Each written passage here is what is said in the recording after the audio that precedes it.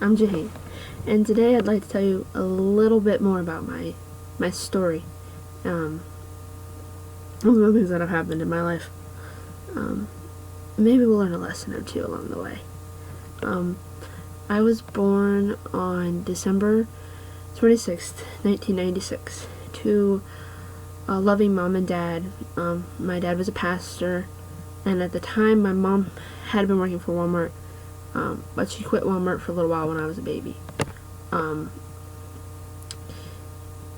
I grew up in not a small town. For the first 3 years of my life, I lived in a medium-sized town, I'd say. And then when I was 3 years old, my dad moved me and my mom and him moved to a really small town of about 500 people, which is where I grew up. It was a really small community, and we were the pastors of one of many churches there in the community. There are about 5 or 6 in our area, even though there's like 5 church. There's only 500 people, and there's just in town about 3 churches, and there are about 4 or some out in the country as well. Yeah, and in 2001, my little brother was born, and means a lot to me, even though he doesn't think the same about me. Yeah, about 2001 he was born, and then in 2006 is really one of the events I want to talk about. In 2006, the summer of 2006, my dad was diagnosed with colon cancer, and at the time I was 9 years old. I didn't know how severe this was. I didn't know that I knew my dad was sick, and I knew my dad was really sick and he was going to have surgery, but I didn't realize that how close to death he came. And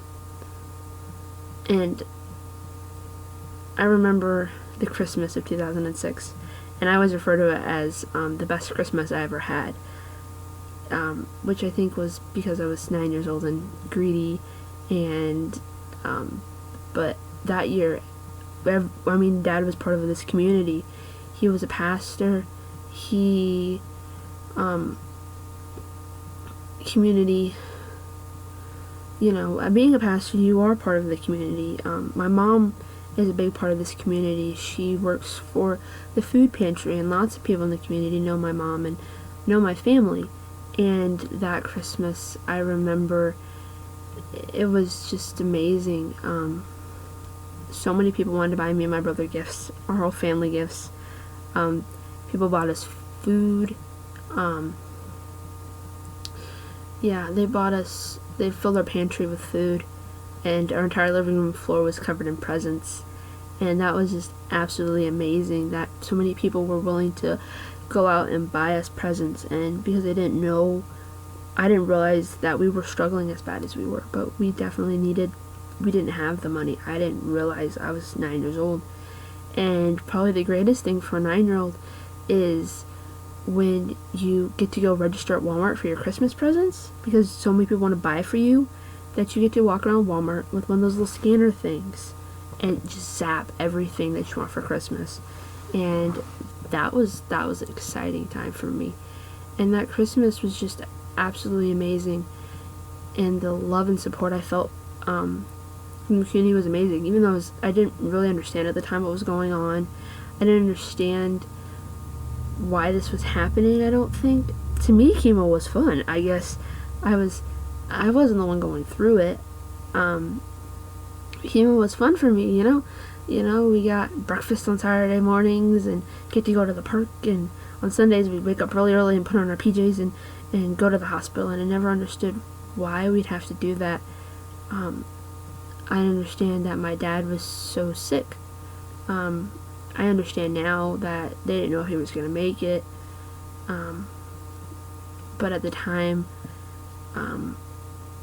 it was fun for me, but I didn't realize how important our community was in supporting us through that time. And my dad's been through a lot. He's cancer-free now, but more things have happened, and it's been a lot of hard times with my dad and his health. Yeah. But let's skip ahead in the story to 2011. In 2011, October of 2011 was probably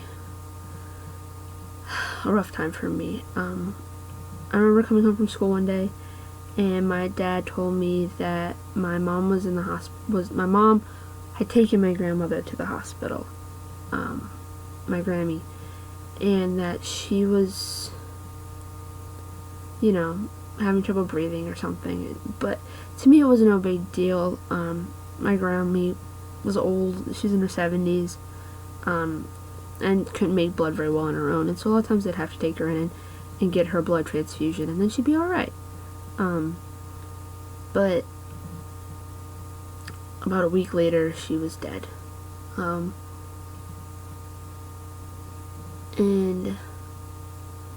that kind of crushes you. I was pretty close to my grandma. She was, she only had 2 grandkids, just me and my brother, and, she lived close, lived about 15-20 minutes away, and, I had so many wonderful memories with her.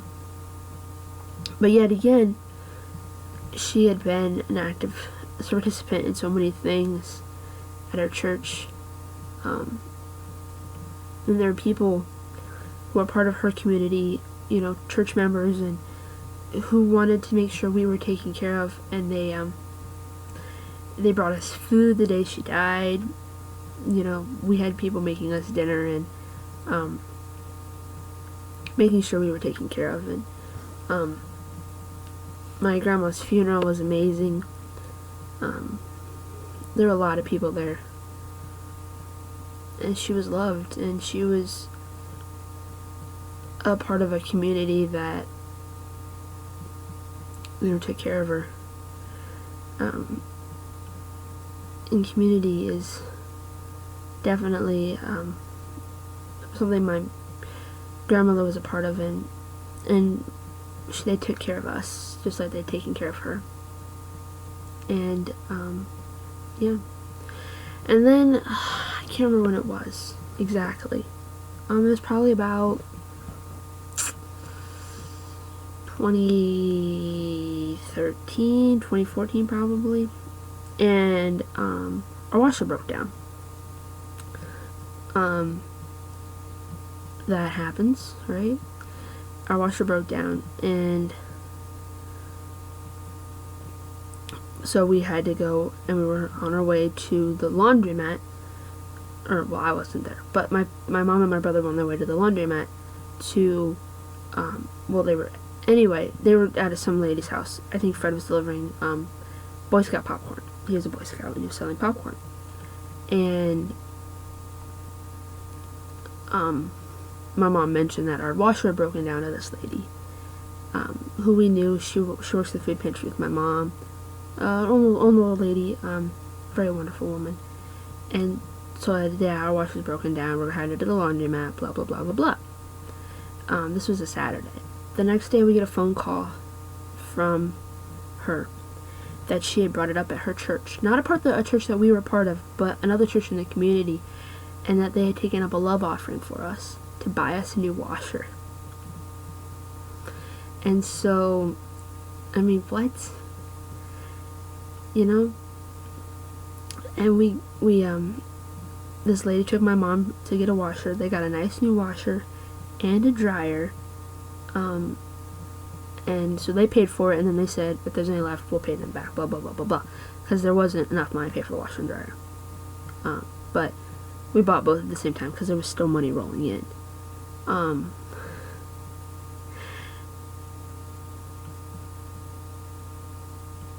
then, I guess, a couple weeks later, we get a card in the mail that said we had raised enough money to pay for your washer and your dryer, and there was some left over, and we wanted it to go to you guys.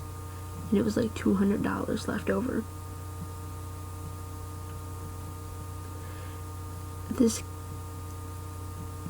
These people had bought us a washer and a dryer. We would have found the money to pay for it. I mean, we would have gotten a cheap washer, a couple $100, and would have been that. But this community that we were part of had bought us a washer and a dryer, just like they had bought presents for me when I was a little girl with a dad with cancer. And my dad was sick at the time and of different problems, which I don't want to go into because that'll take another 3 hours to explain. But this community had supported us through thick and thin. Now let's skip ahead to a story about a different community, I guess. My journey in community was when I had to start over. On August 27th, 2015, which I refer to as the worst day of my life, which led to the best days of my life, I have to admit. But at the time, it kind of sucked. I was forced to leave my home.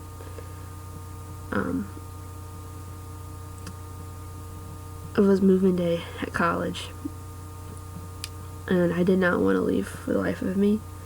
I was excited about college, but I would have been excited if my mom could have stayed in my dorm room with me. I think it would have been okay. But I just remember I cried and I cried and I cried, and I did not want to be left alone at this crazy college, and I didn't know anybody, and all of a sudden I'm like, see you in 6 weeks. It's like, this is ridiculous. And I cried myself to sleep that night. It royally sucked. But then August 28th was a sucky day too. And I remember I was at this party they were having for the freshmen, like a get together. I think they had like cookies and I don't even remember. And I remember I just stood there and I started bawling. I was so homesick. I couldn't keep it anymore. I was stressed out. I was done. This was too much. This was just too much. I'd moved out, and now I'm an adult, and now I have to take care of all this stuff for myself, and I can't ask my mom to help me with anything. She's 3 hours away, and what in the world's going on? There's just so much stress in my life at that moment. And there were these girls. One of these girls, I met her at an event, I think. I kind of knew her, but, you know. And she came up to me and said, what's wrong, blah, blah, blah, blah, blah. And I said, I'm real homesick. And these group of girls, who I'm not even really friends with now, but they came up to me and they made me feel welcomed. They talked to me, we introduced ourselves, which they do a lot on moving day at college. Amazing. And then I went back to my dorm, and I felt better. And I called my home, and blah, blah, blah, blah, blah. But these girls tried to bring me in, make me a part of their community, their clique, their group, and that was pretty amazing stuff. But the best part of August 28th, day I don't think I'll ever forget. So I came back to my dorm after this party thing, and these girls had walked me back to my dorm, and it was really nice and everything, because they didn't live in the same dorm as I did. And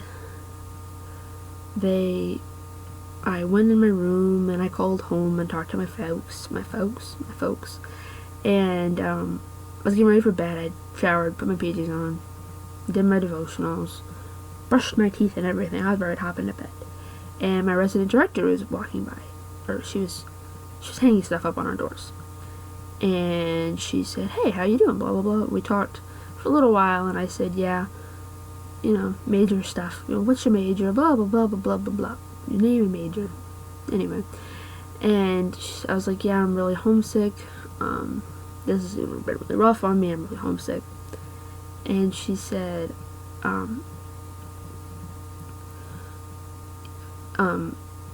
she gave me a hug. That was nice. I like hugs. And she said, if you want to come downstairs to the lobby, there's some girls down there, and my cats are running around, just come down if you want somebody to talk to, blah, blah, blah. And I was like a little reluctant to go downstairs because I am the most introverted person you ever did meet. At least in August I was. And I said, okay. So I went downstairs and I petted the cats. First time I met the cats.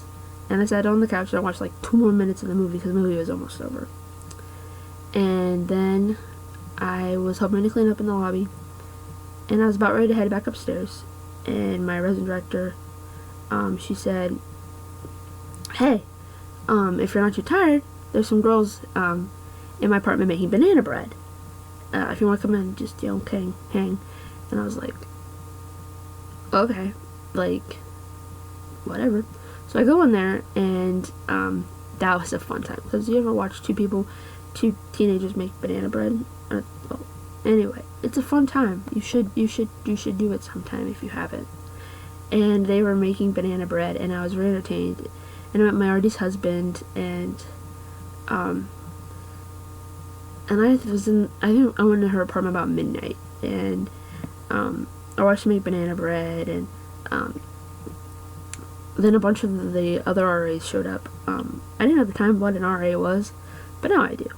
And this whole group of girls, and they were playing cards in my already's apartment, and I was in there because I was a stud who was a freshman in there, and they're playing cards, and I practically fell asleep at her table until about 1:30. She said, Jehane, do you need to go to bed? And I was like, probably. And then I went up to bed. But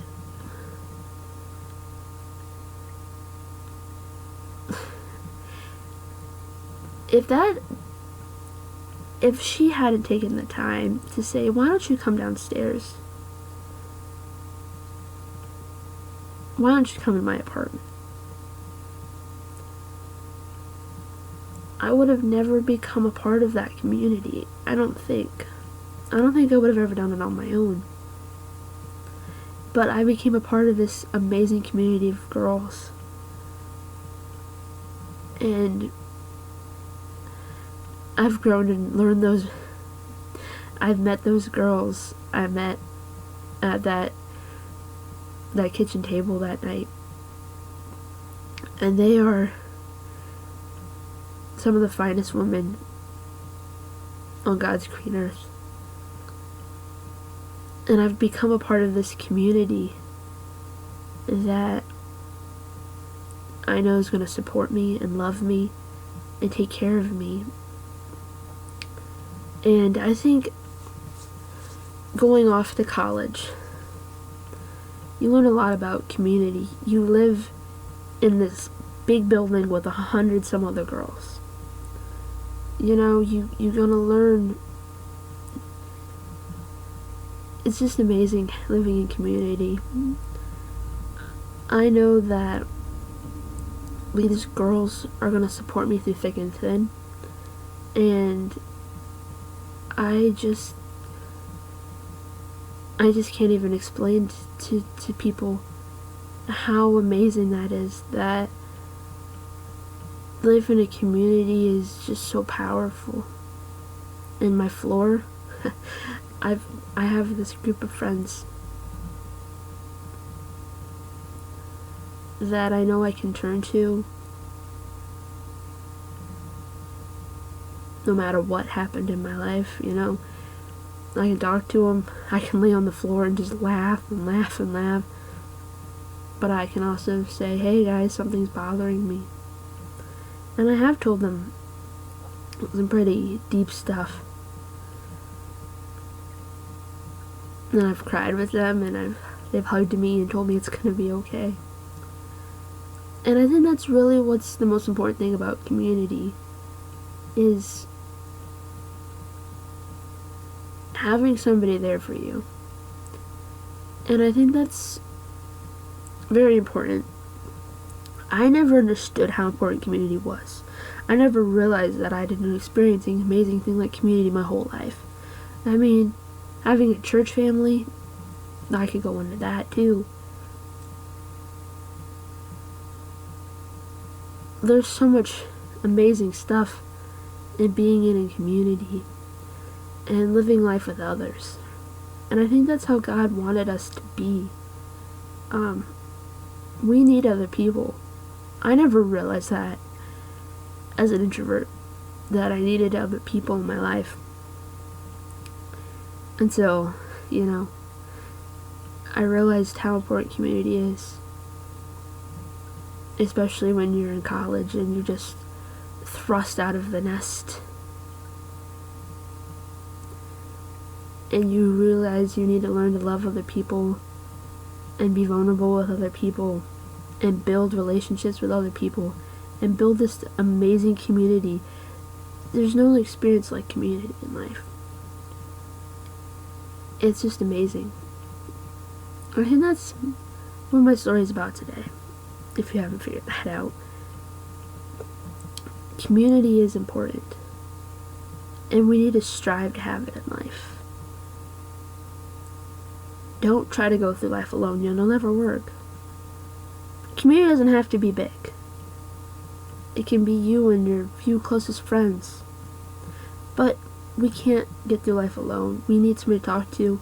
We need somebody to be accountable with. We need other people's advice. We need other people's knowledge. And we need to be in community. In a community. And that's really what matters. And that's my story. Well, part of it. I got more to tell you sometime. And, I hope you all can appreciate. And I hope you all have community in your lives.